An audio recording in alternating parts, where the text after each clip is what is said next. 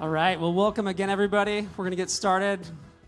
So great to see so many beautiful people here. You guys look great. I'm just so grateful that you guys spent time to come out and learn about what's going on in the safe water crisis in sub-Saharan Africa, and to celebrate those of you who do know about Water for the impacts from the last year. I want to say a couple of quick thank yous. First, thank you to Water from Wine, who's our wine sponsor tonight. There's a story card on your tables about Water from Wine. They're a phenomenal supporter of the mission to end water poverty and support us in huge ways. You can buy bottles tonight back at the table with Anna Lee. $35 a bottle if it's a Water for label, and all those proceeds go to support the mission. We're also accepting donations for pours as well around the room. You can donate with the QR codes on your program cards or on this big one over here on the screen, if you can see that. I'm not sure if you can make that out, but that's a QR code too.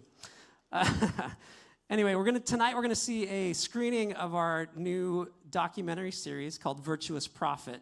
It's gonna be a really cool, interactive presentation with our CEO and President, Matt Hangen, who you'll get to know and love very shortly. Throughout the night, if you have questions about what we do or how we do it, you can text those questions to 425-289-9251, and I think that'll pop up on the screen throughout the night too. And it's on, that's just my phone number, so if you have my phone number, you're one of my friends, just text me and I'll ask the question later. But again, that's 425-289-9251. Okay. We want to thank Vossler Studios as well and Vossler Media for allowing us to do this event here. Let's give them a big round of applause. Thank you. Got a lot of friends here, and they're just an incredible force in our community for good, so grateful to them for allowing us to do this here. Okay, without any further ado, let's jump into A Virtuous Prophet.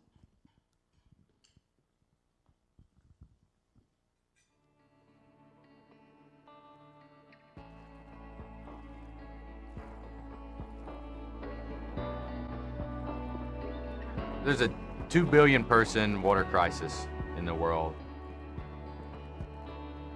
Half of the water projects that have been brought from the outside by governments and charities are broken. It's a problem that has been tried to be solved with donations and with charity, and there's very little impact. You see infrastructure that's installed and failed. We hand out a well and walk away, or we ship over a bunch of free stuff because we see people suffering and we want to do something about it immediately. But because the solution lacks wisdom, that impact doesn't last. It doesn't help the people get out of the situation that put them in a place where you pitied them. Pity's like the vice version of compassion. People begin to see themselves the way that you're seeing them.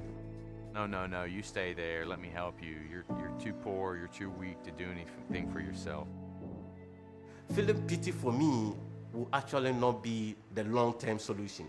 Me contributing to the services that I receive is the solution for the long term.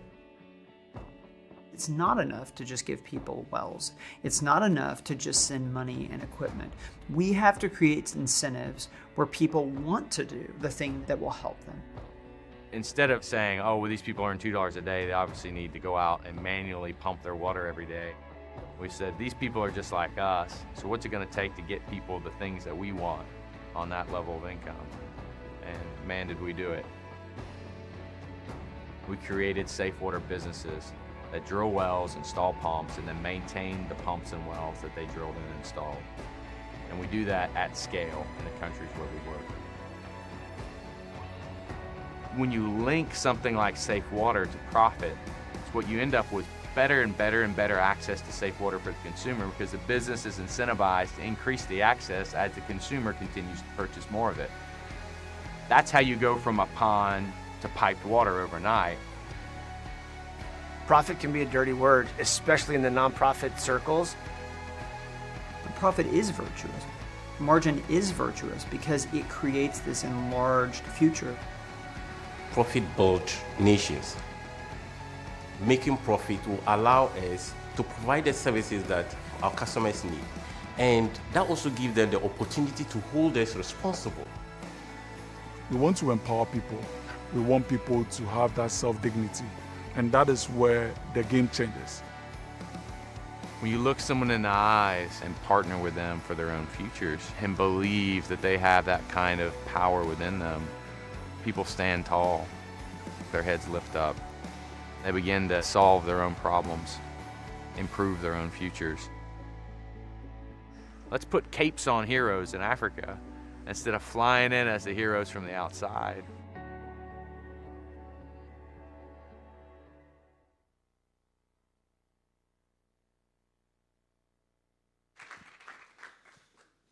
Evening. I'm from Alabama, if you can't tell. My name is Matt Hangen, and I get the pleasure of being CEO of Water4, which is a title I never thought I would have. I grew up in a small town called Grand Bay. If you ever watched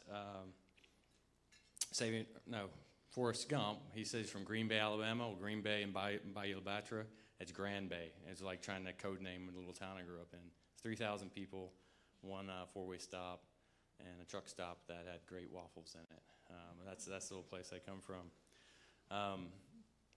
I get to have a dream job in what I do, and it's really because people believed in me and seen things in me that I didn't see in myself, and have helped me along the way to get to do what I do today. And that's what I'm here tonight. You know, I talked to Rob before we came. He was like, make sure you know what you're getting up here for, and I really thought about that. And the reason I'm here is because I want to help people and always have since I've been a kid. And the spirit of what I'm going to share tonight is disruptive, but it's disruptive because I want to help people. And I know that all of you are here because you want to help people too. So I hope you pick up on that.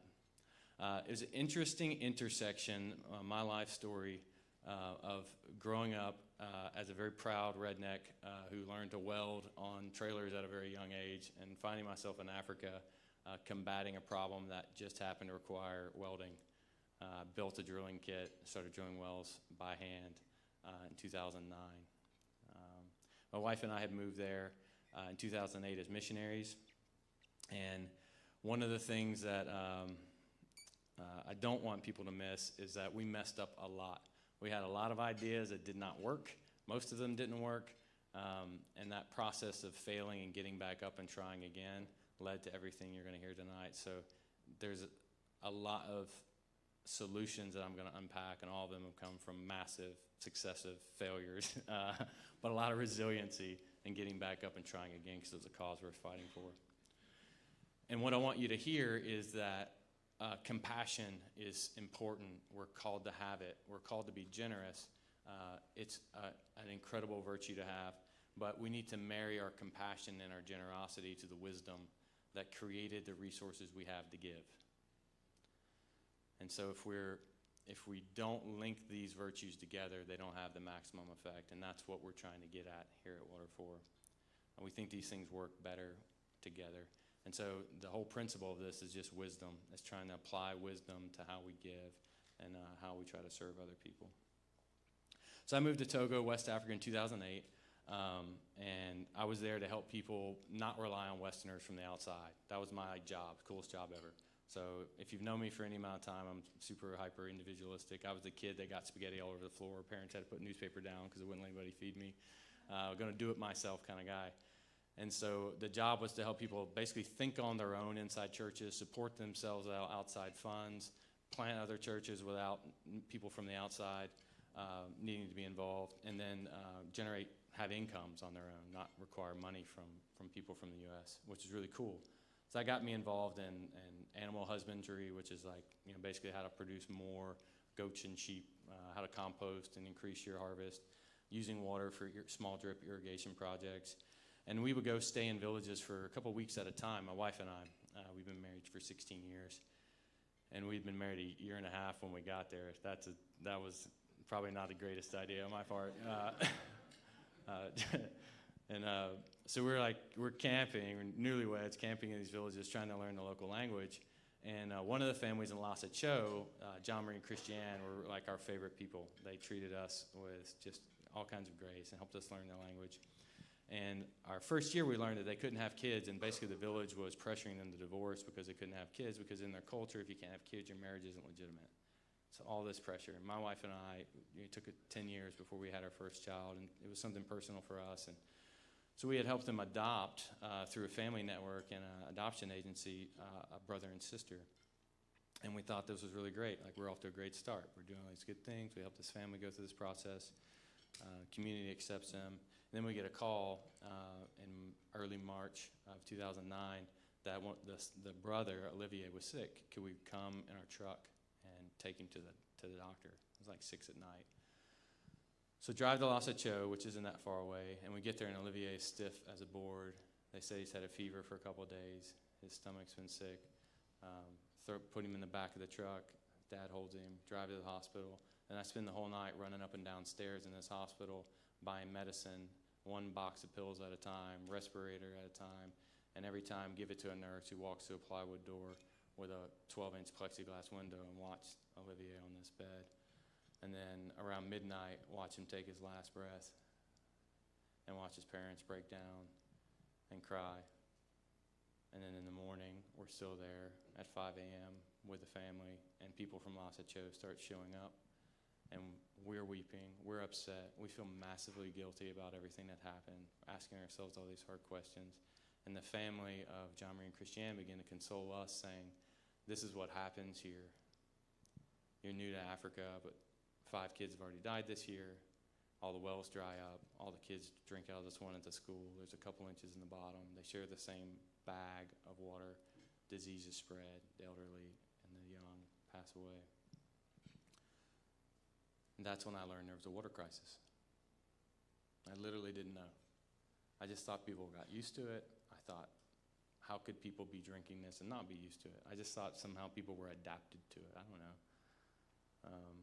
And so I didn't know it existed. And I still didn't know it existed outside of Wasatch. But my reaction to that was to drill a well at that school by whatever means I could. And that was to weld a drill kit and drill a well by hand, 90 feet deep, with galvanized pipe, a pulley we made out of cast aluminum, hemp rope, a tree derrick, and pumped water out of the ground with tire, sidewall, washers, flip-flops, half-inch PVC joint, roll pipe, and a piece of rebar at the top. And you had to pull it up and down, but we pumped clean, cold water out of the ground 30 days after his passing. And the kids at that school had water. And then we did another well and another well and another well. And we did 7 wells in that village. And I think I've spent the last 10 years trying to figure that out. But over the course of 2.5 years, we dug 100 wells by hand in Togo. And we didn't have any resources. I'm probably still not a great fundraiser if you ask Matt and Casey here, but I was not a great fundraiser, didn't have a lot of resources. So when we would go to communities to drill wells, I didn't even have the money to pay for the stuff to drill the wells. And so we started asking communities if they would contribute money towards their own well, contribute labor. And really quick, I started to understand how to work with communities at a community level, and started to learn how to ask people what they wanted. That was sort of the thing, because if someone pays for something, you have to ask them what they want. You can give somebody something and not ask them what they want, but you can't ask somebody to pay for something and not ask that question. And that's going to be a theme you're going to hear through this talk tonight. And that's when it started, 2008, moving to Togo. In 2011, I have find myself in a hospital in Togo with salmonella, shigella, E. coli, amoebic dysentery, and cerebral malaria, which is like level 10 Oregon Trail level death. Show up in the hospital, I'm a mess. My immune system is turned in on itself, and within a week, I'm out there drilling wells, my eyes are red and swollen, my fingers are swollen, I'm sick. I'm trying to install a pump and I can't use my hands. And within a week, basically, I'm in horrific pain, can't get out of bed, have to be carried and put in a truck, taken down to a hospital 7 hours away. I ended up spending a month in that hospital before I'm shipped back to the U.S. 5 months in the U.S., confined to a bed, and then told by doctors who I'm having to see for free because I don't have health insurance, car, or any money, which is not a great thing to do to your wife either. The doctor tells me I'm going to be disabled. He said, you have all these inflammatory conditions that have been set off by these waterborne illnesses, and this is not something you can come back from. I couldn't walk. I was in a wheelchair. And Dick Greenlee, the founder of Water4, called me on Skype, and it's like, Matt, man, I've heard what's going on. I've heard you're crazy sick, and tell me what's the future. And I said, well, I'm disabled. Like, doctor tells me I can't go back to Africa, and our sending church said we can't support somebody who can't work, and we don't know what's going to happen. And so the founder of Water4 says, how about I give you a job, Matt? And I was like, well, I can't type, I can't see, and I can't walk. What could I do? And Greenlee's an Oklahoman entrepreneur, man of faith, and he said, well, you think God's going to heal you, don't you? And I said, yeah. And he said, well, when can you start? And I said, well, if I got struck by lightning and was better, I bet it would take me a month to have my strength back. He said, well, start in a month. So that was on a Friday. I go to the doctor on the Monday, and he said, oh, if you're going to have health insurance, there's this $5,000 a month drug we haven't tried because you could never afford it off insurance. Let me try it. 4 days later, I could walk. Inflammation came out of my legs. My muscles had atrophied. I was weak, but I could extend my legs. Got out of bed for the first time on my own. And then I went back at it. We moved back to Africa 3.5 months later, and I've been head down ever since. I started at Water4 as their first Africa programs guy. So I got to train businesses, train people how to drill, how to make drilling equipment. And then I've had 5 roles there over the last 11 years. Greatest thing I ever got to be a part of, and really feel like I got a chance at life again. I've got 2 daughters now. Incredible thing to be a part of. What you're seeing tonight is the most up-to-date and concise and accurate intro to what Water4 has become. And it's kind of a weird thing. We are a nonprofit here and a for-profit in Africa. So we're a nonprofit that creates for-profits. It's a little schizophrenic, I know. But we want to use charity to create solutions that don't need charity anymore. And that's what I'm going to talk to you about tonight. We've been at this since 2008. We've done over 10,000 water projects. We've served 2.2 million people with safe water. And we've created 652 full-time jobs, jobs of these companies that are full-time, and as many full-time contracting jobs that are a part of these businesses too, all through the approach that we take.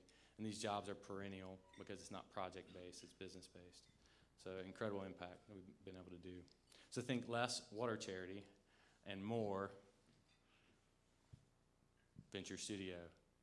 If you don't know what that means, I didn't either.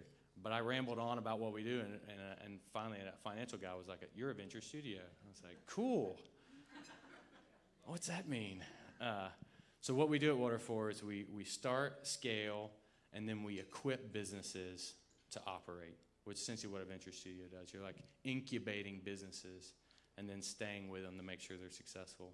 So we're very involved in the technology side, the management side, and then building up leadership inside these companies where people are equipped to go from what have been manual drilling companies often to companies with 250 employees that are servicing a county's water system that they built, installed, and created.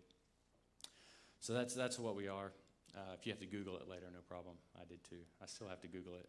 I probably Googled it before I got up tonight. I definitely did. So why did we start? There's a tremendous problem we're trying to tackle, and our vision statement at the beginning was to eradicate the world's water crisis. That was it. Our founder is a big vision guy. He's challenged me since I've met him to do that. But we were started to solve this huge global problem of 2 billion people not having access to safe water. So they don't have it to drink. It's huge global. I mean, it's depending on how you slice it. If it's not safely managed, it's over 3 billion. I mean, you can't turn on a tap in Cancun and drink it out of the sink, right? So people can have running water, but it's not safe to drink, all the way up to not having any access to clean water at all the way to having to walk, long distances to get water out of lakes and streams. So we were started to attack that problem at scale. So it was, you can't think about this one well at a time. How are you going to solve billions of persons' problems? So that was one of our big impetuses to start. And the other part was that anywhere from 30 to 65% of water projects were broken in sub-Saharan Africa at any one time. So if there's billions of people to help and half of what you do breaks, how's that looking for solving that problem? Not really good. So those are the 2 core philosophies that started Water4. It started by a business guy wanting to attack those things. So our first solution to that was we actually looked at, well, if there's broken pumps, let's just build another pump. What breaks on a pump? Well, on the bottom of a pump, there's a syringe seal that was, you know, the thing that breaks from where. So our like Genesis was actually create a pump that didn't use friction to lift water. And the engineers in the room know that that's kind of a weird idea. It doesn't spin. It's a manual pump that doesn't use friction to lift water. It's two progressive cavities that work against each other with two check valves. We push water to the surface without friction. It made out of PVC so it wouldn't corrode. Made out of PVC so the materials would be inexpensive and bought locally from the market. And we didn't need any specialty tools to work on it. You could use your hands to take apart these big PVC joints. We thought we'd like change the world. It was simple. It was cheap. We could build it for $200 from top to bottom compared to $1,000 for these other hand pumps in the market. And we went after it. We were drilling and installing these wells everywhere. We were really successful at it. So successful that one of the largest NGOs that we could think of actually came to us and asked to partner with us and said, you know, we want to do the world's largest water project. How about we do 7,000 wells together? Sure. And at the time I was in Togo, and they're like, Matt, how many wells have you done? And I was like, well, we've done like 300 now. They're like, can you give us your budget? We need to do a performer for 7,000 wells. Sure. And so we just like, how could we not do this? It was a co-funded project, $20 million. They said, if you can raise 10, we'll put the other 10 in. And at the time, we were like $700,000 organization. But we're like, sure, this sounds great. So the way we got into it, we were going to train them how to use our drilling equipment, which we created, train them how to install our pump that we created, and they do all the community side of it, and train the communities how to manage the pumps and how to do health and hygiene work and all that. And we were just going to produce and train, which seemed like a great idea.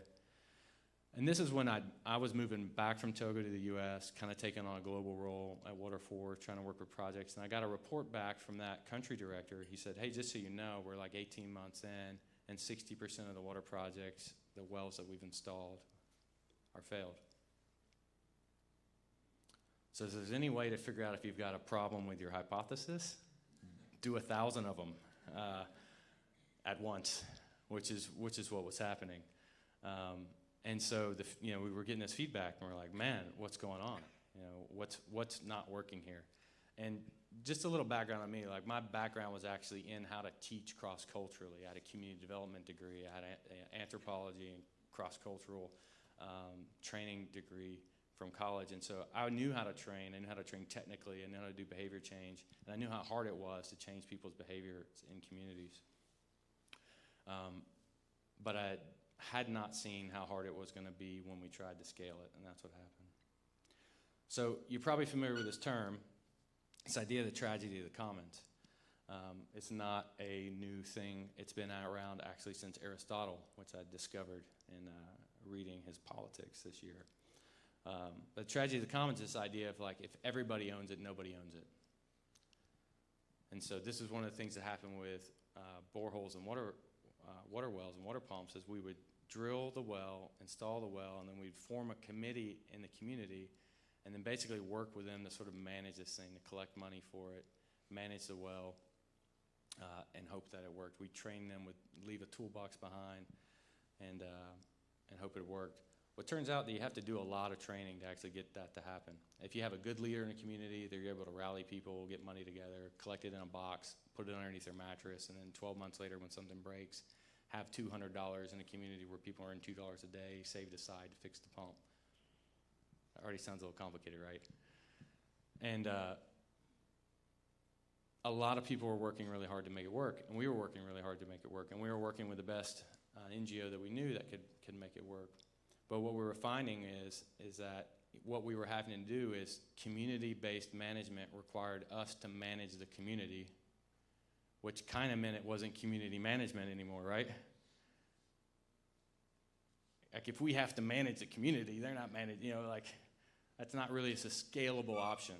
If we have to be around forever to do that, and that's what we were finding, is like it worked as long as we and everybody else stayed there and sat on top of people and helped deal with all these conflicts and things. And so that we began to ask the question, like, it seems like the ownership is the issue, because trying to decide who's using how much water and who should pay for what and this and that is what's falling apart.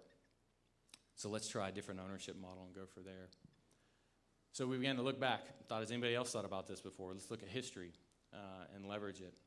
One of the interesting things, there's a Nigerian author who wrote with Clayton Christensen a book called The Prosperity Paradox. And he goes through and looks at like the history of countries and how they develop different technologies and innovations. And he reminds all of us reading the book that the U.S. used to be a country less developed than the countries that we would now consider underdeveloped. We had more poverty, less lack of resources, less access to health, less economic, capacity. All those things used to exist here. And this is the same for a lot of other countries that now would be major economic powers in the world. So what changed for them? Well, Taiwan and South Korea, example, in the 1950s, both of them were poor countries coming out of colonialism, coming out of war. What happened to them? What changed? Well, for all the countries that have developed, what's leveraged their development has been market creation. It's been innovation. It's been business. That's been the thing that's helped transform them. So, why aren't we looking at that to try to transform countries out of poverty where we work today?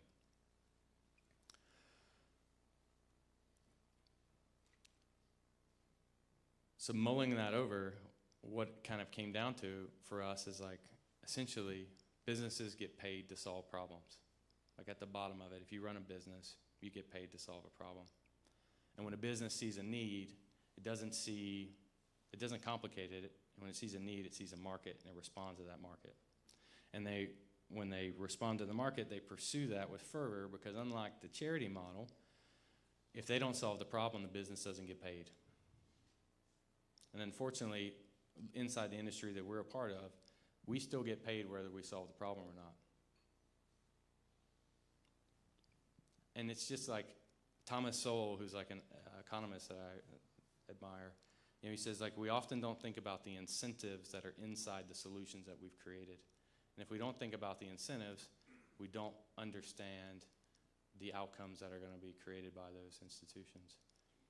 And so we decided that if we're really going to solve the problem, if we're going to offer anything unique to the world in the water charity space, it's not going to be doing what everyone else is doing. It's going to be trying something different. And so we're going to step out here and try something different. We're going to do that through businesses. So we had a huge paradigm shift. We scrapped our model. We basically have been trying to scrap everything else that we had learned, acknowledge our failures, and try to do a pivot and see if we could provide something unique to the world. So our hypothesis is this: you cannot end poverty with charity. You can soften it, you can respond for the moment, you can help abate it, but you cannot end it. Because charity isn't generative, it doesn't create resources, charity just distributes it. Whereas business is the only thing that is actually going to create resources in a place that doesn't exist. And I'll pontificate on that with you guys a little more tonight. So I'm going to introduce you to this jump that we made. Keep in mind, we were an auger drilling company, manual drilling with tools that installed PVC hand pumps. And the leap that you're going to see came from us admitting failure in the model that we were trying to create and bringing something that we think is really going to change the face of Africa and hopefully beyond. So I'm going to introduce that in the next two videos. Thanks for listening so far.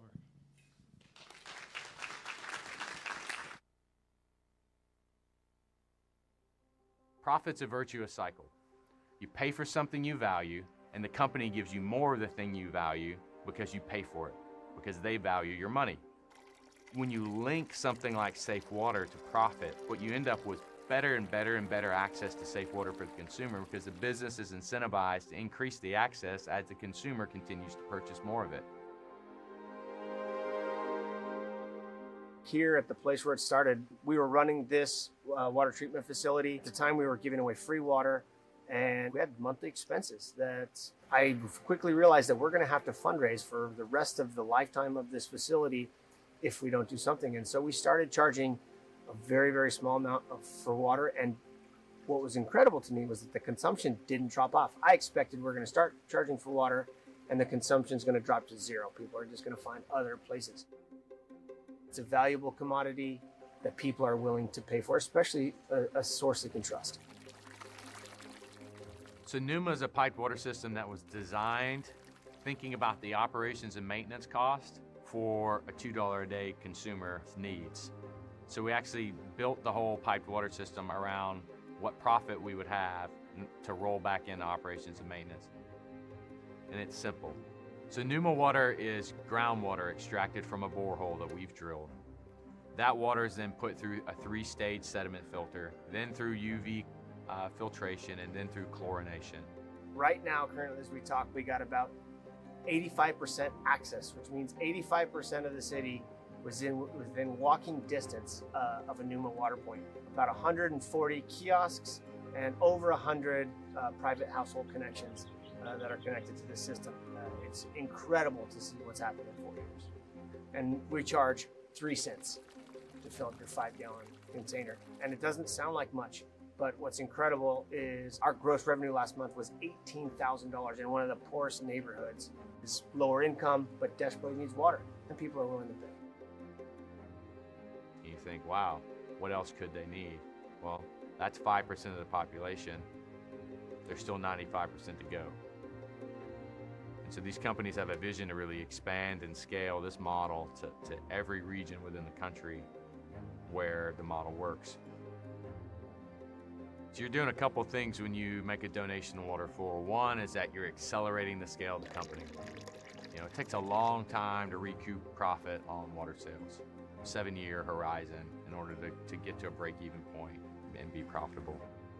When I look out in communities and see that children are dying and people are carrying water, I don't have enough time for that.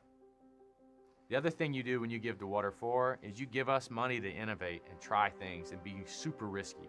We started out with a PVC hand pump and an auger system 12 years ago, and look at us now. We can still give out of compassion to people to get these systems put in place because we know that it's going to stop 1 out of 5 kids dying every day. But after these systems are installed, people are voting with their cash to say, what you gave me is exactly what I want.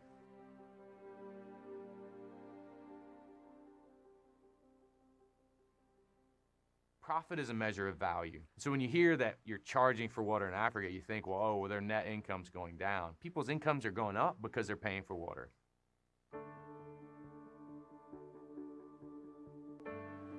My favorite thing is going to a place and seeing what it could become. In northern Ghana, we went to a place where people had 2 options: a pond on the left side of the road or a pond on the right side of the road. And that's what they had to drink from.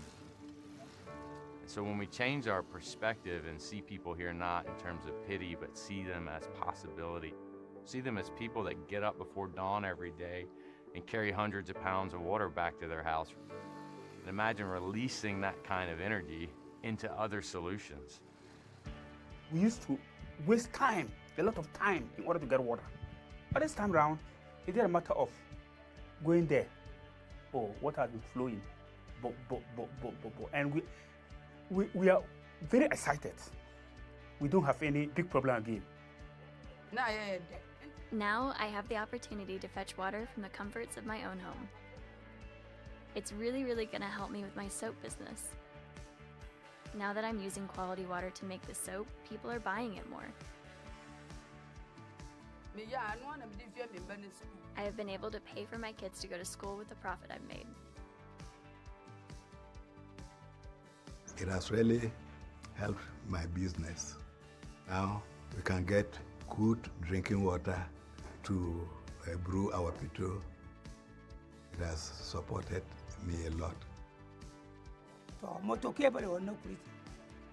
I think that connecting this water into my home will help me a lot. Now we are getting enough water to do business every day. My restaurant is doing well, and I have started using the earnings to take care of my children's education.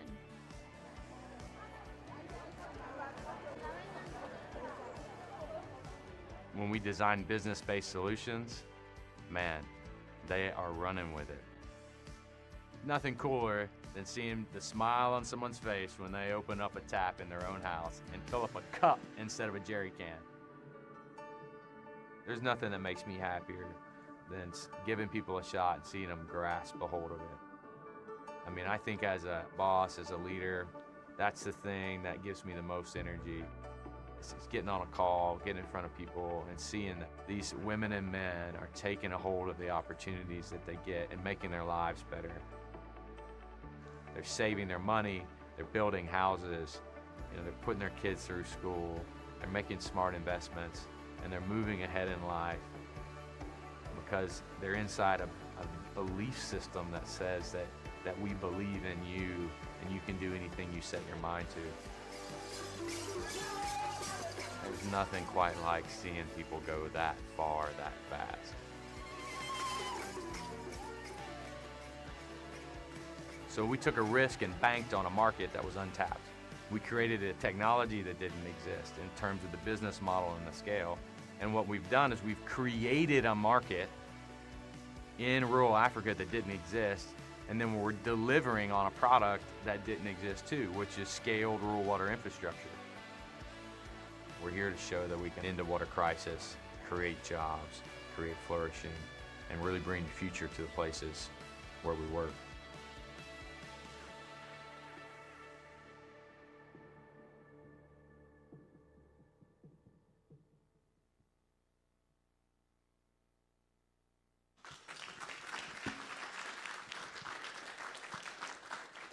It's getting fun. I mean, you can actually see in the videos the iterations. You see those like first kiosk and we can't get the paint right and they're rusty and it drives me crazy. And then like you see the iterations of going like from kiosk to house. Like you see the tower start to come up. Like that's what's so cool about the model that we're a part of. I want to tell you how we got there. So right around this time that we're realizing that catastrophic failure of the largest water project that we could ever imagine, we actually get involved. We start drilling. We start working in communities. We're doing everything we can to try to save it through the old model. Like we're all in. We're like bringing more than we said we'd bring to try to make the old model work. And we realized that we've created drilling companies that drill and install pumps. So let's add drill, install, and maintain to those business lines, and we'll put the ownership of the well with the company that drilled it. Seems like a good iteration, right? Like so, drill, install, maintain. It's sort of like a lease. We'll install this thing. If you pay us, $8 a month, we'll maintain the hand pump forever. We'll come out and do quality checks on it every month.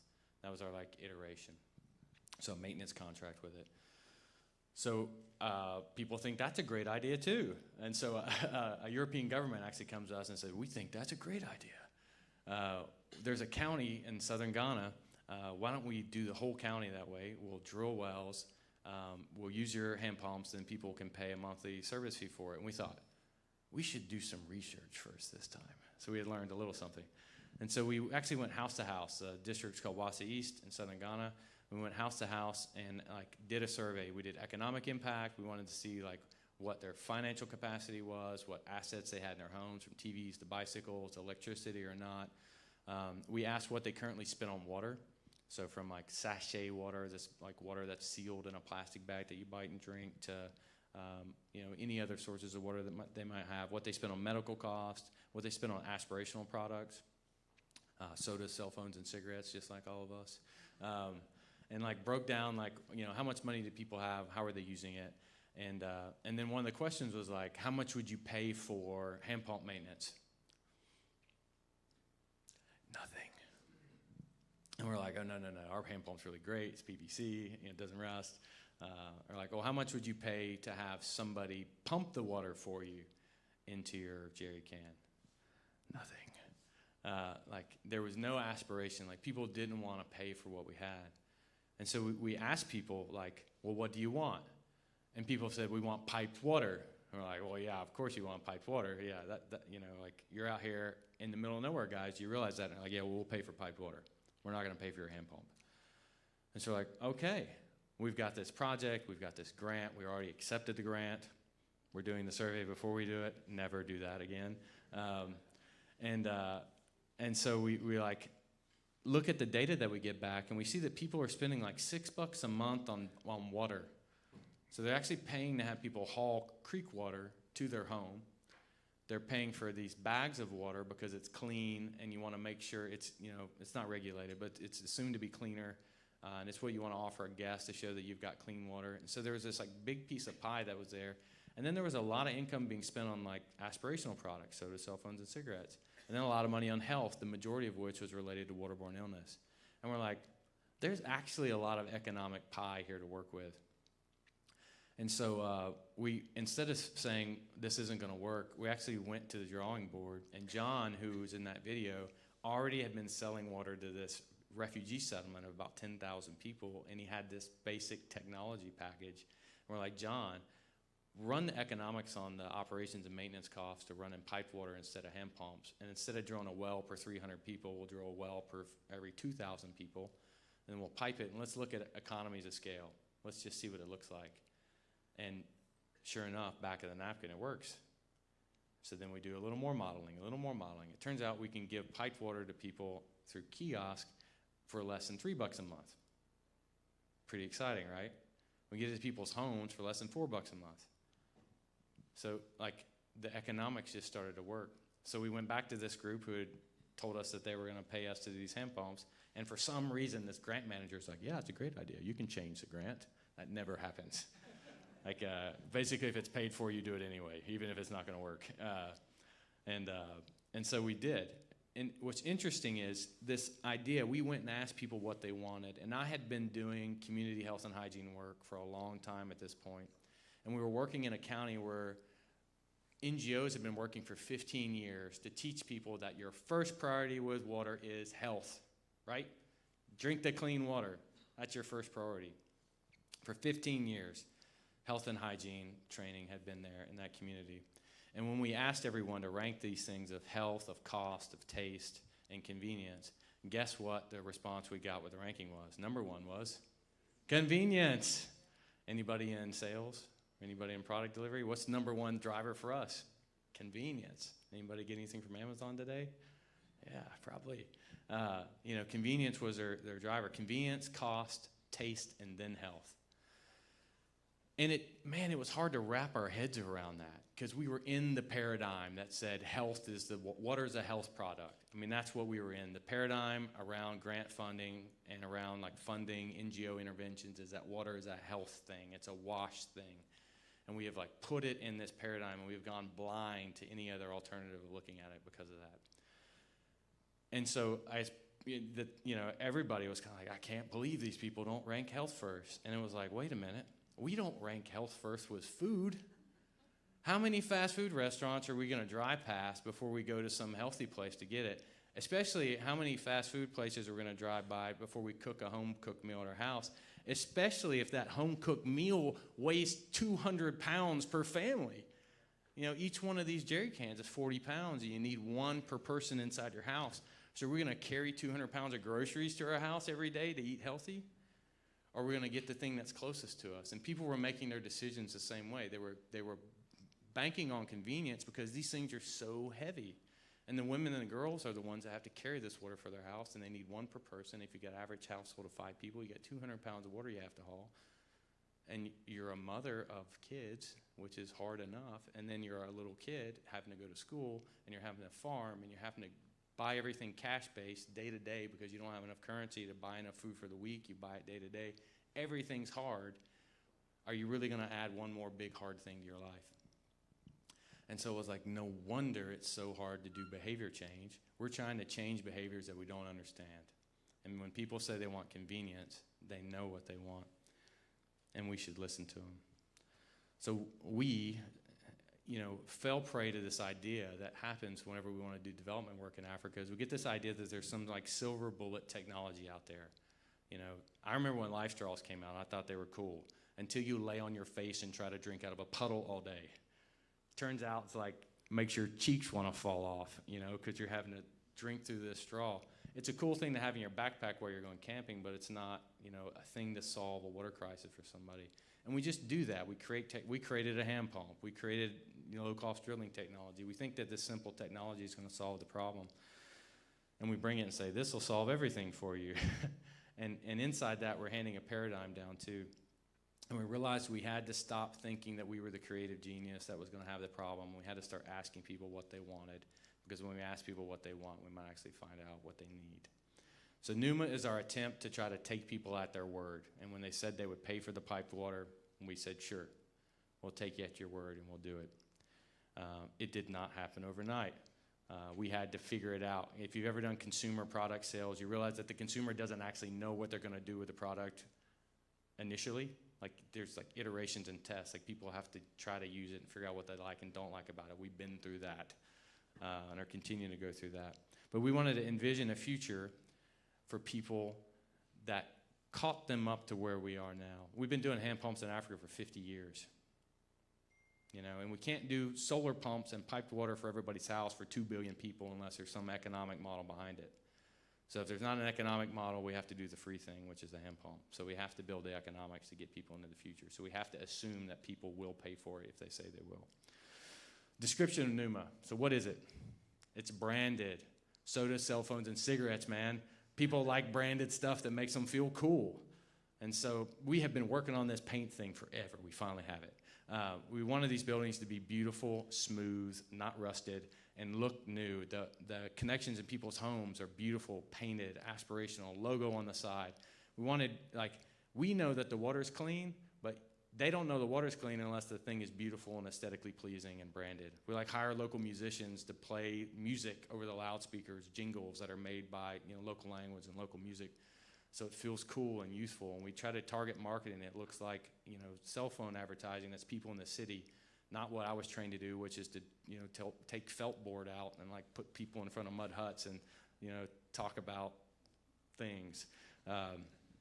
It's like, let's build it the way they want it. They want to see themselves modern, and now they have modern water in their homes in rural communities, which is where we work. It's all rural. And so we're bringing these like modern water facilities. Even the towers are painted. We got given this huge, like 50,000 liter tower in Northern Ghana, and the whole thing's blue. You can see it from space. We like painted the whole thing and branded it because we want it to be aspirational. It's modular. It expands. It's like a kit. And so each building is the same size. All the panels are the same. You can expand and subtract units inefficiently. What's the word I'm looking for? Not inefficiently. Uncostly? That's not the right word either. But inexpensively. I do have a college degree. Inexpensively, you can make those changes because we've designed it that way to expand and contract. The other thing about it is that it's made to work on an economy of scale. So selling water is a real low margin, high volume game. And so we also learned that we can't work in small communities and we can't work in one-off projects. We got to look at like 100,000 people groups at a time.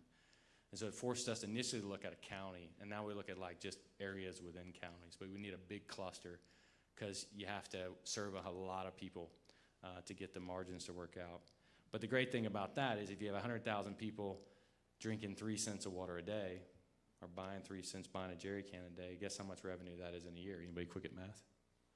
That's $1 million, which is a lot of money. That's enough to sustain a business with 250 employees. That's enough to do clean water and do chlorine checks weekly. That's enough to get water with prepaid meters into people's house. That's enough to cover the whole thing.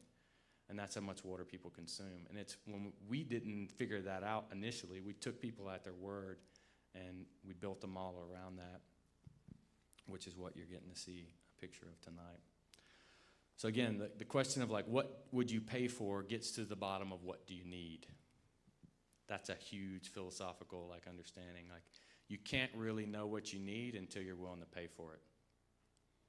And like once you pay for something, you get really specific about what the thing is, because when you pay for it, you're having to make a decision out of scarcity of resources. And that decision out of scarcity of resources makes you go through that sort of inner decision-making thing to say, is this really going to solve my problem or not? If it won't, you put it back on the shelf. Chris, our marketing guy, was like, they have this game that they play in Walmart, and they see a bag of Doritos on top of a bag of brownies. They're like, difficult choices were made here.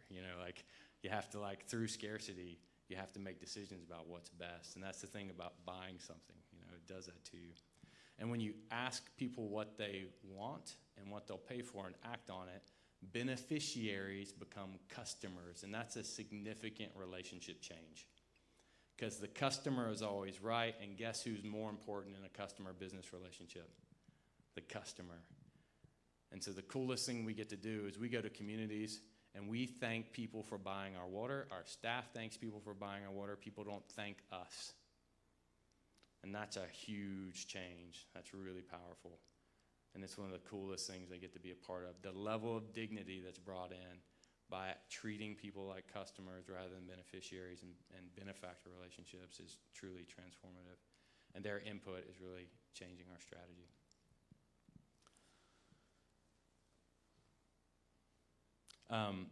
When we started, even our employees of the company, so we had PhD student from Oklahoma University, and also a whole team on the ground doing these baseline surveys.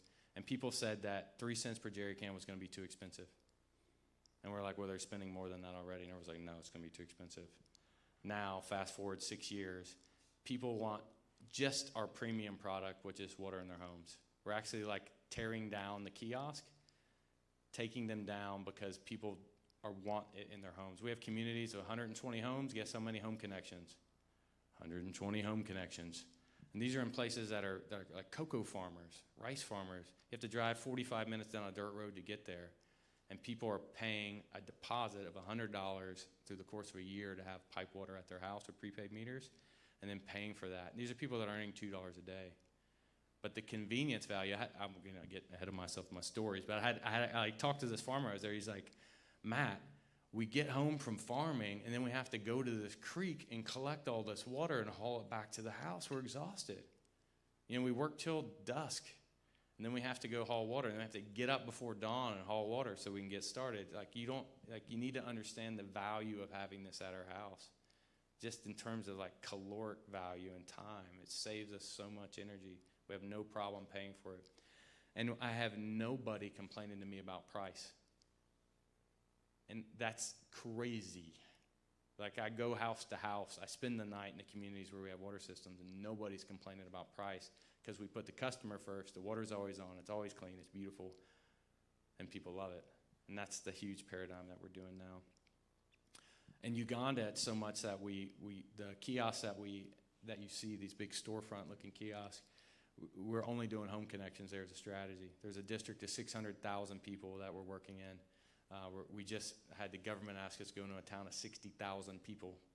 This is the augering and PVC company that I told you about earlier, to provide piped water. You know, like, it's amazing what putting the customer first does, and it's being paid for by the people that use it. So business has to respond to customer demands, creates a balanced relationship that's there, and a business have to react. Guess what happens if the water stops flowing? The meters stop turning, and the company stops getting paid. Guess what happens in any other scenario? We, the charity, still get paid. The water doesn't flow.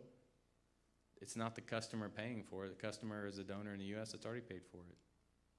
And so there's like an incentive problem. It's not that the people working in charities aren't good and good-hearted and philanthropic and love the people that they're there. There just isn't the incentive in place to create the level of service that's in place with the business, because everybody's job's on the line, because the profit and loss statement is going to tell you whether the water worked or not month to month. And that creates this passion to go fix it, keep it working, keep giving people what they want. There's no tragedy to the commons because it's not a common thing. The business owners and the business is on the line, and all the staff are online for it too. All right, now I get to the fun part. This is the part that always jazzes me up. So one of the things I do when I go to communities, like, we were trained to go like stay in villages and learn how people live. So I think the greatest thing about Water4 is we have a culture of leadership of our businesses and of our organization going and staying in communities and asking people questions. So you saw Cecilia in this first video, or the last video we watched, who makes these balls of soap. Really funny thing, those balls of soap aren't supposed to be used for your skin. They're used for like laundry and cleaning dishpans. You know how you find that out? Is you buy one of Cecilia's bars of soap and you want to use it and come back and tell her about it the next day. It's made of lye and caustic acid. Guess what a shower experience that is. It's not a line of soap that Dove would want to get into. It led to a really funny laugh of Cecilia afterwards, like, no, you're not supposed to use that on your skin, Matt. It'll peel it off. Yeah, in fact, it will. But she makes these balls of soap that she sells. And, you know, she's 60. She used to have to walk to one of these ponds to carry the water back, and it takes water to make soap, ironically. You have to, like, use the water to make the soap. She had to haul this dirty water back to her house. By having a household connection at her home, she makes 25% more income after the expense of the piped water than she made before the expense of the piped water. Walking to get it for free. She's just able to make so much more volume because of the time that she now has to make the product, that she earns 25% more after paying for it at her house. Her husband's a farmer. He wears these cool, like, fake Ray-Bans. And he was telling me that when he was younger, he could hand cultivate 15 acres. which is a lot of land to like hand cultivate. He said now he only does 5 because he's in his 60s. And I was like, wow, it's like farm fit, like really strong. And I'd been there and talked to him 3 times, and their daughter was always kind of sitting in the back, and they told me that she's paying for their kids' school fees and paying for her kids' college costs. And so I asked, I was like, is it okay if I could talk to your daughter? He said, well, my daughter had a stroke. Her first year in college, my oldest daughter we sent her to college, and she had a stroke there. She now lives with us. She's paralyzed on her left side and can't talk. I'm thinking like, guy's in his 60s, hand cultivating 5 acres of land. She's walking to a pond to get water to sell balls of soap, in a market. Like, how much more? And then the daughter that they send off to college, that's their like great hope that they save for, has a stroke and has to come back and live with them in their 60s. Like, how much harder would life have been had they not had this safe water in their house, if we had not been thinking that way, if we had not been looking to give people what they asked for? Incredible family, incredible strength. Nabire, same similar story. I go talk to her. She's in my Yuga district in Uganda, and she paid $100 to have that Now connection out in front of her little 8x8 business, sells water to people, makes money from selling water, and then she makes these popsicles that she puts mango flavored like Kool-Aid powder in. So she chills them, sells them to kids. They sell for 20 times the cost of a whole jerry can just as a popsicle. They're good popsicles. And she sells little bags of cold water and ice. She just bags them up in like a sandwich bag and ties them and sells them. Her oldest daughter delivers water on jerry cans on bicycles to restaurants around town to make income too. So I'm like hearing this, I'm asking her like, where'd you get all this like drive to be an entrepreneur? Where'd you learn all this stuff? She said, oh, I had to. My husband died a year ago, right before your project came through. He was murdered in one of the swamps where he does fishing. And now I have to support my 3 kids and my daughter on my own. There's no way we could have known or anticipated any of that. But that's what she's like, supporting her whole family by having access to water, by listening to the market, giving people what they want. Ahmed's in the same community. He has a pharmacy. He got a Now in front of his business to sell water, and his idea was like, I'll give a cup of water to every client who comes and gets medicine here, and I'll let them take the medicine at the pharmacy so they know how to take the right amount, and so they get a taste of my water. Good marketing.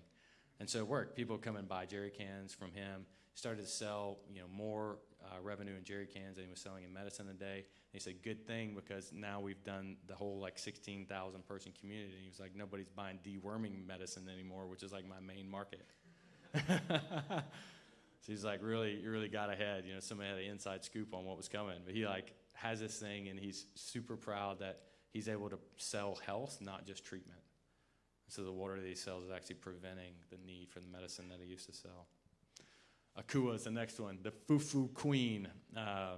She is powerful. You see that knife in her hand? I'm sitting that close. I promise I have it on like the zoom out all the way 0.5. I'm sitting in front of her, and the whole time I'm doing an interview, she's like cutting these cassavas up with this knife in front of me like a ninja. She's an entrepreneur, businesswoman. She's called the Fufu Queen. We met her a year and a half ago?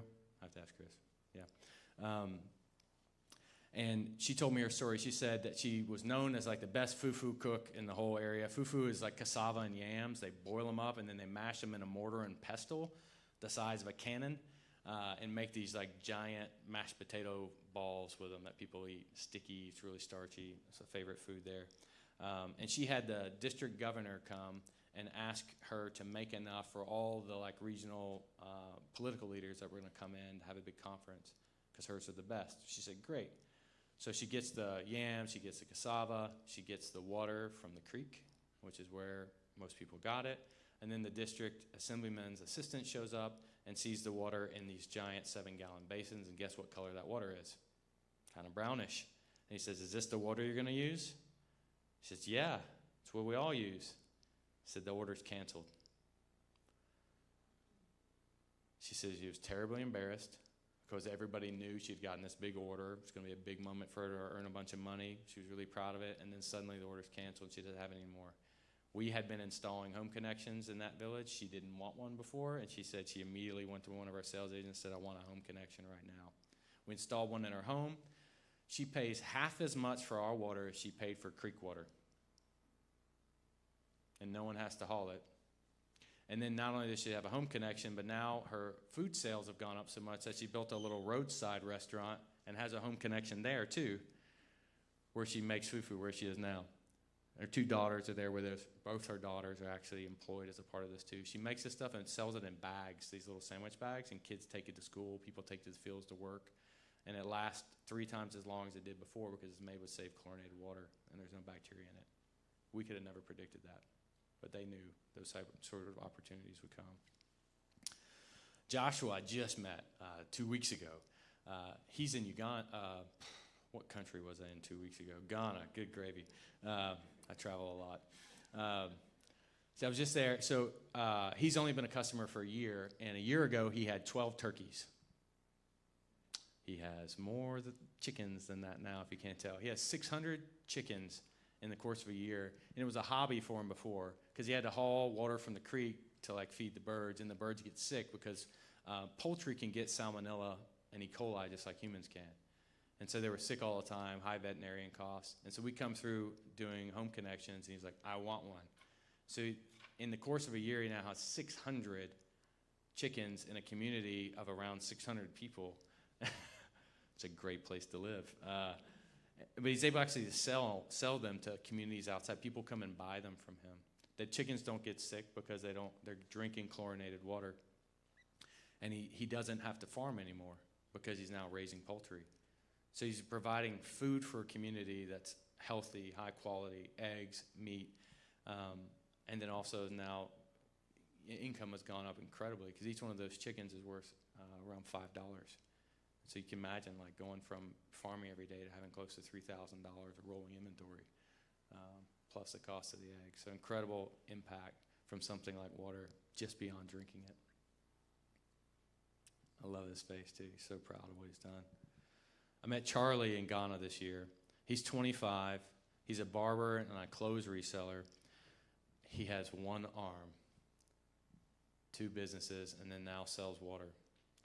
He sold 33 gallons of water since February from that connection out in front of his company that he paid for. Incredibly proud of what he's done. Works tirelessly to try to get ahead despite his disability. Again, these aren't people that need our pity. They need this sort of opportunity that's being provided. So much resilience, so much strength. Anastasia. This was a very beautiful experience. Anastasia is in Ghana, and she has a hair salon. And so she has one of our first connections. It was so cold and beautiful. She has a hair salon, and so we had a home connection she wanted out in front of her business, and then she wanted it piped into a sink to do hair washing. She went from being a solopreneur to having 4 other hairdressers because of that sink. Because it's such an amazing experience to go in and get your hair washed with cold running water. My wife is like, it took you this long to figure that out? Why do you think I go get haircuts? You know, like it's like a spa experience to be able to go and have that inside her company. So it's a really small town, and here's this hairdresser now that's able to like expand her business, employ all these other people. Just beautiful human entrepreneur that's, you know, out trying to make her and her family's lives better. And it's something we couldn't have predicted. But again, asking people what they wanted, what they would pay for, brought this sort of solution in what we do. We went to a one home connection in Uganda this year. And I was asking, I just asked people, how many people drink the water? Because we assume when we count that 5 to 7 people use water from one of those household connections. And I started just asking people, how many use it? A guy said 81 people. It was these 2 buildings that were long horizontal buildings, and there were these little 8x8 rooms in them. And there were 81 people in this building drinking out of one of our home connections. You know, just incredible sort of we just find all this stuff out. You know, because we're like, oh, how do you use so much water, man? What are you doing? You got a laundry business back there or something. But he's using it. People are using it to wash cars. People are using it to build bricks, to construct under the house. The cost to transport water is so high when it's transported inside lines. People are doing all these other entrepreneurial activities with it, way beyond health, which is the only thing that we conceived it being useful for when we started. At schools, kids don't have to go across dangerous roads to get water, and the kids have to be let out for recess to go get water to drink at a well, often without vessels to carry it in, drink it, cross a busy road, come back to school. Kids, the teachers already have like hundreds of kids per classroom. Now hundreds of kids that are dehydrated, that get rowdy, so they have to set them free to go get water somewhere. And then imagine getting those kids out and getting them back in class several times during the day because they don't have access to water. Insanity. We can't get our kids back from snack time, to like pay attention in our house. And so they don't have to walk across roads, they're not dehydrated anymore, and they're not sick all the time because they're drinking dirty water at school. So school attendance is up, school participation is up, and then teachers actually enjoy being at a school that has running water because of all those benefits. And often there's a teacher dormitory, which means the teacher wants to stay on campus more because now they have running water on the dormitory. Again, something we couldn't conceive of. That's now an output of what we do. Yeah, that was a fun visit. This is one of many. We hook up healthcare facilities with piped water so that when people go for labor and delivery, they have running water, clean chlorinated water there. The risk of infection, is incredibly high trying to have labor and delivery with dirty water, and a child enters the world at a high risk of infection as well as the mother. So we hook up healthcare facilities. In this town in Wasi, Ghana, we went and asked. And I just asked, I was like, man, you only have 4 cases of diarrhea. This is January, February, March, April, so 4, 4, 6, and 4. I just said, how many did you have before we did pipe water into community? She said, 40 to 50. That's down by a factor of 10. And she was like, well, all the disease baselines go down, actually, because when people don't have diarrheal disease anymore, I started talking about that over dinner. I lived in Africa, we talk about it all the time. Everything else is more tolerable. Malaria is more tolerable, all other respiratory illnesses, because your body's not broken down with these other illnesses. You're able to be healthy. She said everything's gotten better. So clinic after clinic, we're seeing that sort of impact, not only at the healthcare facility, but their work gets easier because they're not having to have full hospital beds all the time. They're actually able to treat illnesses that need hospital beds, whereas waterborne illness is preventable. Yeah, so obviously I've got countless stories. Chris reminded me that in my notes. Don't keep telling stories. That's my favorite part of the job. But when beneficiaries become customers, they seize opportunities that we couldn't foresee. And that's just this idea of business being a really agent of good and profit, to drive a profit, to serve the customer, creating all of this good inside the work that we do. We used to call it the invisible hand. I actually read The Wealth of Nations because I was so ignorant of this whole concept, by the way. So I was like, let me read the first guy that tries to articulate this idea. And so I reading old books. And this idea of the invisible hand is even when someone pursued their own good in selling something, someone doesn't buy the thing unless it solves a problem for them. So even if I try to make money off of you, you're not going to buy it from me if it doesn't solve your problem. So I end up creating good, even pursuing my own good. It's just basic economic theory that was way above my head. And it's when we sell water to try to keep the business afloat, we have to solve those people's problems, and then they start solving other problems in the meantime. And so there's corporatism and evil forms of capitalism that are out there for sure. But by demonizing it and not using it to do development, when in fact it developed us, we're missing a huge opportunity to help other places get ahead. And so that's what we're seeing by sort of going back to the basics. As a part of that, we're able to employ, like I said, 650 full-time employees and countless contractors. And one of my other favorite things is seeing the stories of these employees that have started in businesses and gone through transformations as a part of them. So I want to show you 2 videos after this that really talk about the impact of the employees and the impact of a company and their employees by being a part of a model like this. Thanks. I think all of us need to ask ourselves, instead of a job, if we gotten a handout, would we be where we are today?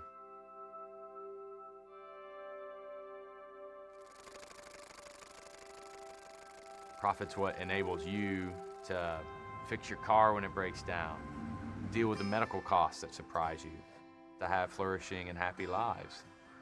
So why wouldn't we want that for people here? I love this place. I love this country because I see potential in the tenacity of the culture, the tenacity of the people. They are not necessarily poor because of their approach and how they look at life. To be honest, a lot of it is just lack of opportunity. Maybe you can remember the first job, the first opportunity that you were given. You know, most likely it was just so that you could have pocket money to go to the movies or hang out with friends. Here, people are fighting for those jobs to be able to put food on the table, to like genuinely meet basic needs. There are people here fighting to work. A lot of the people that are inside Water4 companies, they're not coming out of some specialty background. It's their first job. The job creation aspect of a business-based approach is one of my favorite things, because when you grasp those opportunities inside that business and that job context, those are the moments where we see ourselves rise and become something that we're proud of. Mohammed's one of the most unique individuals that I've ever met. He approaches life with an incredible tenacity. We hired him to sweep the floor, and he came in and he did a really good job sweeping floors. But you could see he was hungry for opportunity. Never had welded a day in his life, and within 2 years, he was leading our entire production facility, and he's almost 100% self-taught. Nobody taught me how to do it, but I just sat down and think through it, say, oh, I have to do this. I have so many sleepless nights. I have to go into practice the program, practice some drawings, how to save it. Like, if you can see, if you can look, the machine there, we have everything written on Chinese. Go to the Google Translator, take my phone, put it close. Being a welder, it's a big thing for me. Everywhere I go in this world today, I know something that I can do with my hands and my heads, you know. It's a life changer. Anytime I pass through each of our kiosks, I also think, is this my own work? I just like feel like amazed, you know. The kiosk is like a legacy I've built in my life. It's a really, really good thing for Water Forever, giving us the youth in this community this job opportunity. Like my son, I also want him to become a welder. The door is open for him. We give people the smallest opportunity here, and often they capitalize on it. To me, that's what profit means. To build resilient businesses where people have started sweeping floors, you're now managing departments and having a huge impact in the world. Man, do I love that about what we do.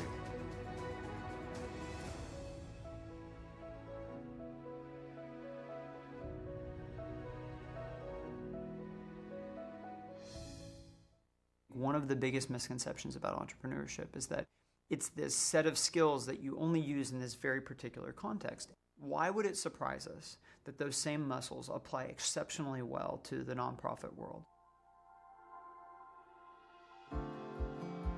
Simple Modern is an insulated drinkware company. We do a lot more than just drinkware at this point, but we started out doing insulated drinkware. We're about 6 years old. We now sell in like the biggest retailers in the world, Amazon, Walmart, Target, Sam's Club, all these kind of channels in addition to our website. You know, when you come up with a mission statement as a company, they ask you to answer the question, why does your company exist? Why does the world need another company that sells water bottles and tumblers?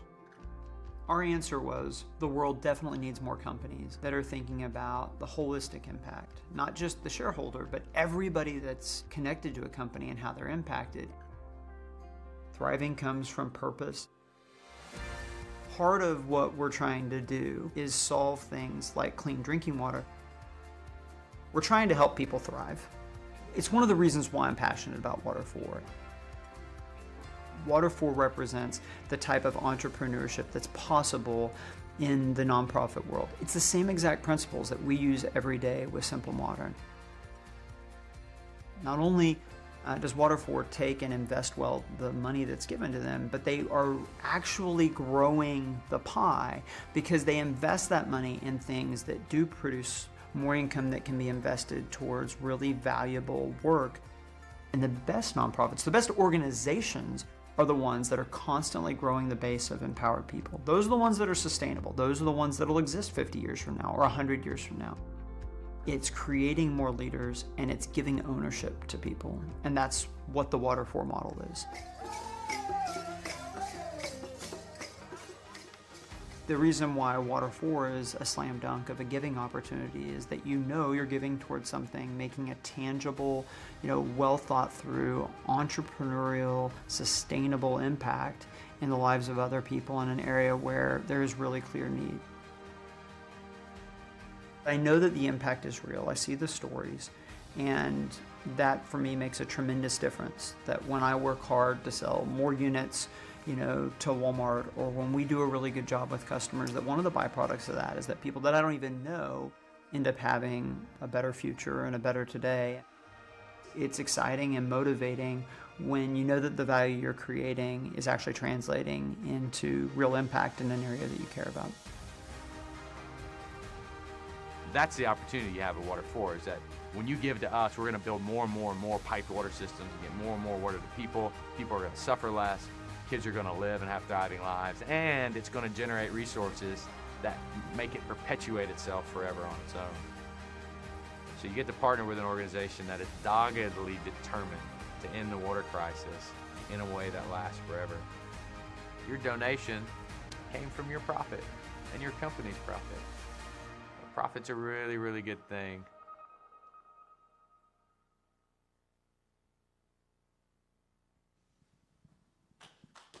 Thanks.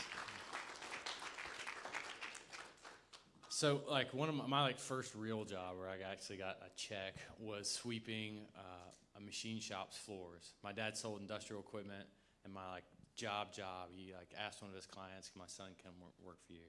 I was 6 foot tall, 200 pounds in 6th grade, so I looked like I was 20, from 12 on. But he was like, "Yeah." So my job was to sweep these floors. And then he had 5-gallon buckets full of nuts and bolts that he dumped out with his foot and was sort them all by size, which is one of Dante's levels that didn't make it into the book. But having to estimate what the size of nuts and bolts are and sort them.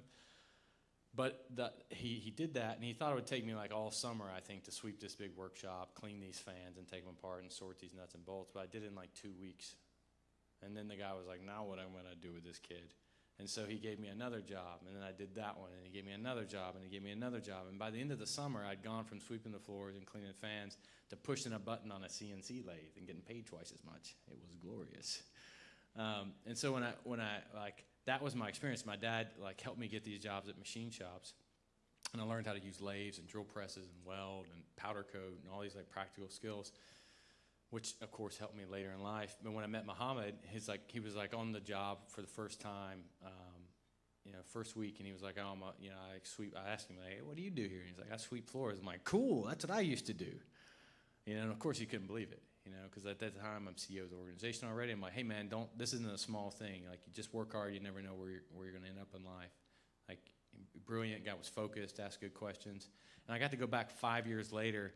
Not really even, I hadn't really thought about what happened, what that conversation was. And I go back, and then I hear this story. He's taught himself how to read the instruction manual of the CNC plasma table with his phone that's all written in Mandarin. Taught himself how to weld by taking a pencil to his house and practicing how to make weld beads with a pencil. He didn't know how to read fractions. So he bought a tape measure on his meager salary so he could learn how to use fractions, and he measured the furniture in his house to try to figure out how to measure things and learn the fractional system. He said, and when he got his job, he started to build a budget. We do financial stewardship training. He was like, I went to those trainings, learned how to build a budget. So we economized how much tea and sugar and meat we made and started to put money aside. We built a spare room. We started to lease that spare room so we'd have passive income on our house. Now he has 3 spare rooms that he has passive income on in his house. Taught himself all these skills. His father died. His mother had to move in with him. He had to take care of her. He put his kids now in private school. All these things were 5 years of him managing and building, up these competencies through hard work and determination. Incredible individual. He's the most stoic guy you ever meet. You just lock eyes with him when you talk to him, and it's this guy is humming faster than I am. Just brilliant technical, abilities. And he sees the opportunity. It's the opportunity-based part of what we do that's so exciting. 3 weeks ago, Muhammad was in Uganda training our new startup there, how to build all these kiosks, how to weld. He was able to figure out, this is him bungee jumping. He didn't know what bungee jumping was the day before he did this, but he was about to leave, and the team was like, hey, we need to do something cool before you leave. We can raft the Nile or bungee jump. And he was like, bungee jumping sounds cool. He had never heard of it. His head just dipped in the Nile River. Just so cool. I mean, you think about the life experience of this young man who had not had a job, who was sweeping floors 6 years ago now, and now is managing this big department, serving 6% of his country's population, and bungee jumped in the Nile. That is one thing that I even would not do. It's probably bungee jump in Africa. But just cool experiences that have come out of him, like seizing an opportunity and having one in our job-based approach. There's so many of those stories. Just in Ghana, the team that did the baseline surveys, Sylvester, the tall guy in the video that's next to me, when I'm like touching the building, he now oversees that whole 100,000 person county that he did the baseline survey on as a student coming out of college. It's like a whole team of people who've like moved up with the company over all these years and now are in management. It's so exciting to see. As Mike said, like, profit grows the pie. It took me a long time to get there. I did not have a healthy view on any of this, whatever you define healthy as. I didn't have the view I now have on it, whether that's healthy or not. But I didn't have the view I had on this now when I started. It took me a long time. And it was costing us a lot of problems inside the organization because we were afraid to say we were going to earn profit on selling water. We were going to break even. We weren't going to generate more than cost, all these things.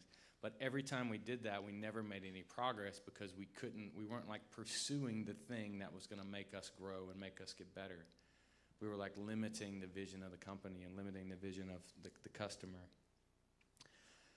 Poverty is not something that's self-imposed necessarily. It's not something that's necessarily a moral or an oppressive issue. It's a thing that exists. It's a lack of resources somewhere. And we've got to clear some of these paradigms from our mind in order to look pragmatically at the problems. It definitely doesn't have to be a permanent thing. Probably people in this room have had family members or themselves have come out of context of poverty, and you know it doesn't have to be permanent. And you know that there are a lot of different factors involved in it if you've ever experienced it. But poverty is it's technically a lack of something. There are all types of poverty. When we think about material poverty, it's a lack of some sort of resource that's there. And the only solution for a lack of is something that creates something. That's the only sort of long-term solution that's here. And at the moment, the only thing that I know that can create resources, again, is a business. When they buy something, they solve a problem. The solution enables another solution when they buy it, which enables more creating of things, which creates jobs to provide for those goods and services. The jobs create income to buy more things, and the process cycles over and over again, and the pie expands and grows economically. All those job stories I told you about with water, think how much ripple impact it's having economically because of what they're doing. Someone asked me to explain this to them because I often use too many words to explain things, which is why this is a 2-hour venue. I was like, it's sort of like if it costs 25 cents to grow an apple, let's say it's 25 cents an input to grow an apple, and you sell it for $1, where'd that 75 cents come from? The cost of the inputs and the value of the apple, the difference of that is created sort of out of nothing. And then the guy that bought the apples goes and buys some sugar and some flour and then makes a pie and sells it for $10. Where'd the difference in the sugar and the flour and the apple come from? That value that's there actually creates wealth inside the market. It comes out of nowhere. That's the magical invisible hand thing that I was trying to understand. He makes money where it doesn't exist. And so a donation-based system doesn't do that because there's not an economy involved, but a business-based one does. The other reason I think it's so important to think about business in terms of poverty solutions, not only does it grow the pie, but in terms of the water needs, governments and charities combined only have 25% of the resources needed to solve the problem.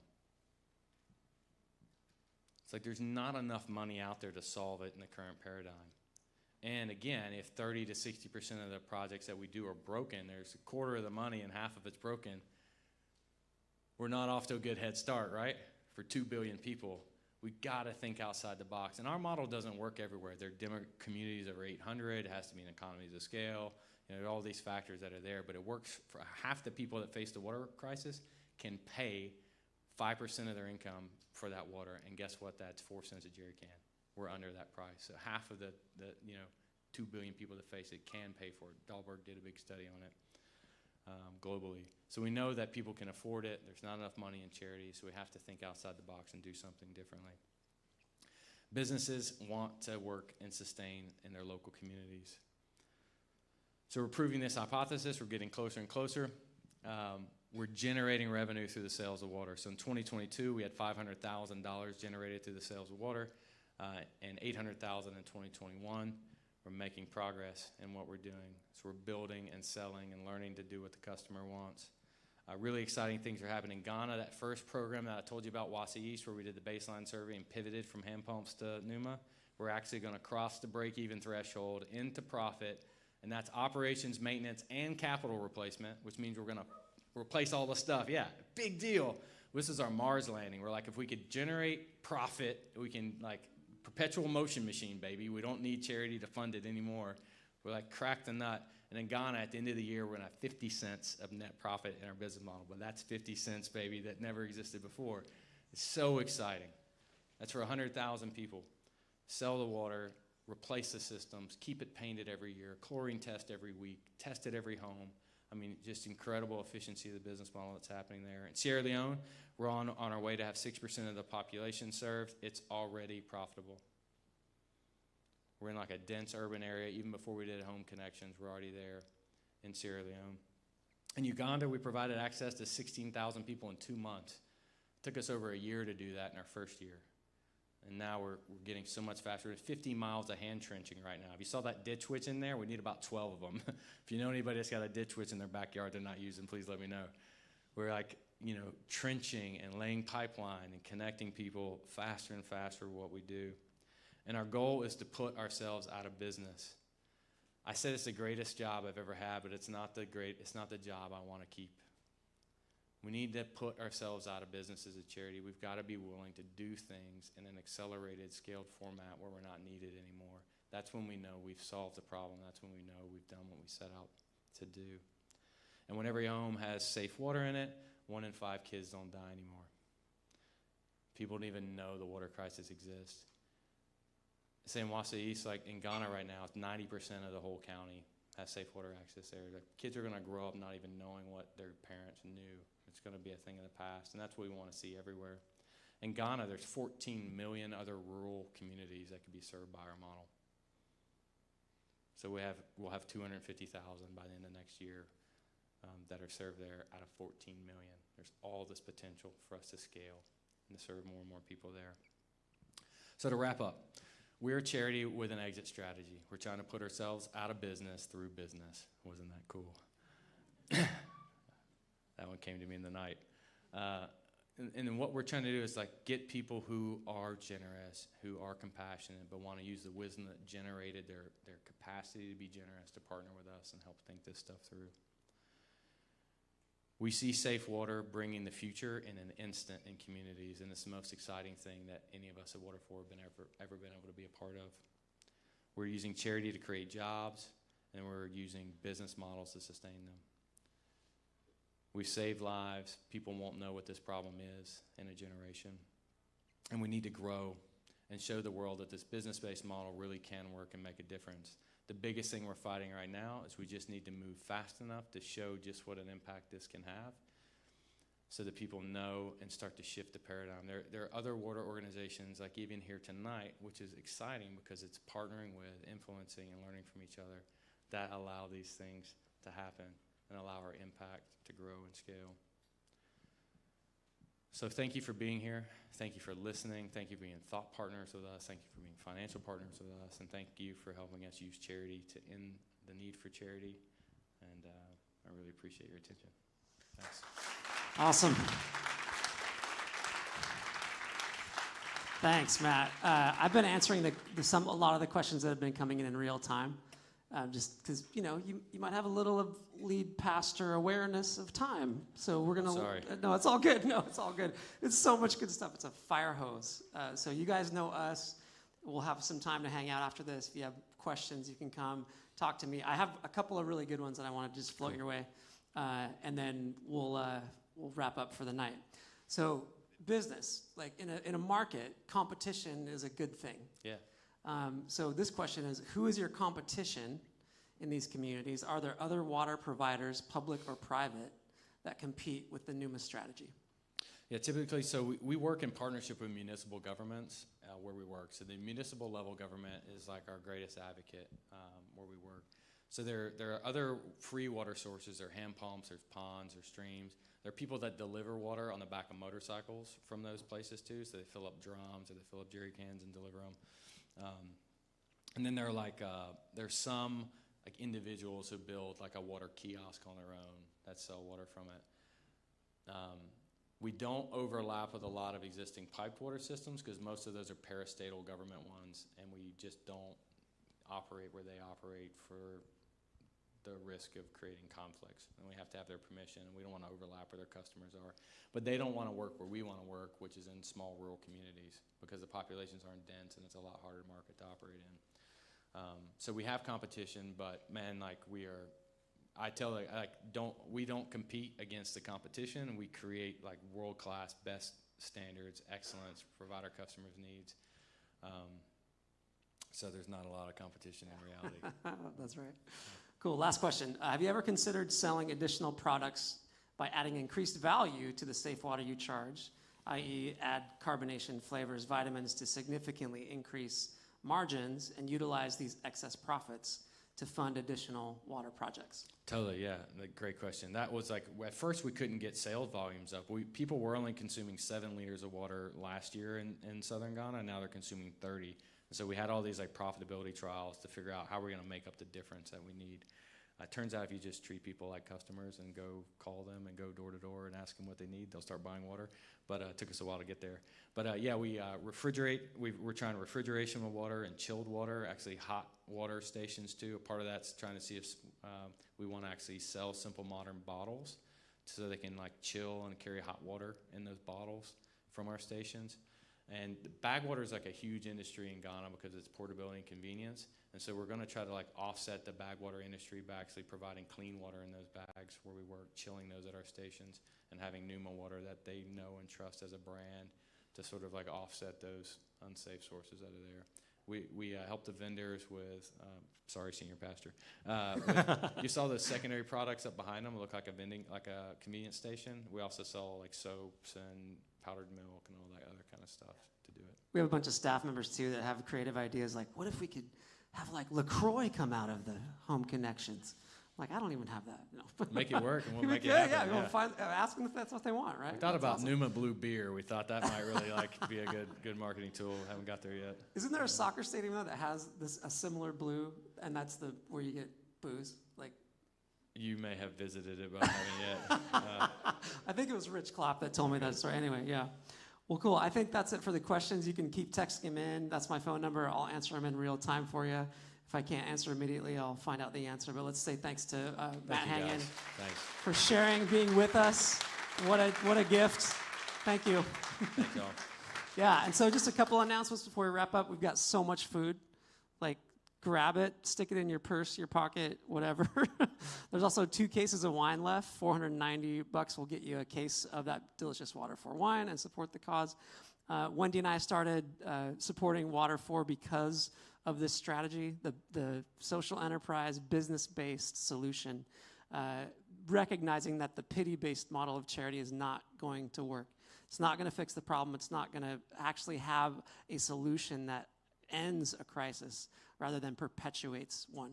So if you want to join us financially, grateful to all of you who do take home those financial annual reports with you, learn more about us. If you'd like to become a financial partner, scan that code. You can talk to me. Our Senior Director of Development, Casey Lowe, would you stand up or raise your hand? Yes.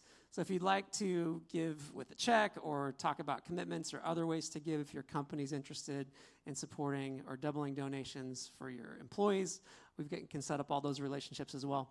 Talk to Casey. And then again, say hi to at least 5 people that you don't know before you leave tonight, because there's some incredible folks in this room. And so this view is beautiful to see how many world-changing, brilliant minds are sitting here and what we can do together. So thank you all for being here. It's been a great night. Stay tuned for more. Thanks.